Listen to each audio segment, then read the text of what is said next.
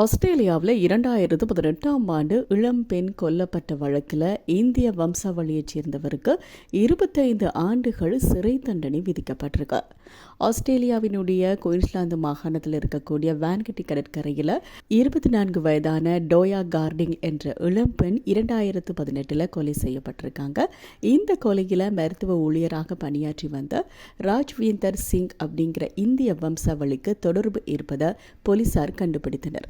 ஆஸ்திரேலியாவில் மனைவி, குழந்தைகள் மற்றும் பெற்றோரோடு வசித்து வந்த ராஜ்வீந்தர் சிங் இந்த சம்பவத்திற்கு பிறகு இந்தியாவிற்கு தப்பியோடி இருக்காரா.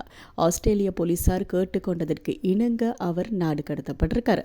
அதன்படி கெய்னஸ் நகரில் இருக்கக்கூடிய நீதிமன்றத்தில் நடந்த விசாரணையில் ராஜ்வீந்தர் சிங் மீதான கொலை குற்றச்சாட்டு உறுதி செய்யப்பட்டிருக்கு. இதை அடுத்து அவருக்கு 25 ஆண்டுகள் சிறை தண்டனை வழங்கி நீதிமன்றம் தீர்ப்பளித்திருக்கு.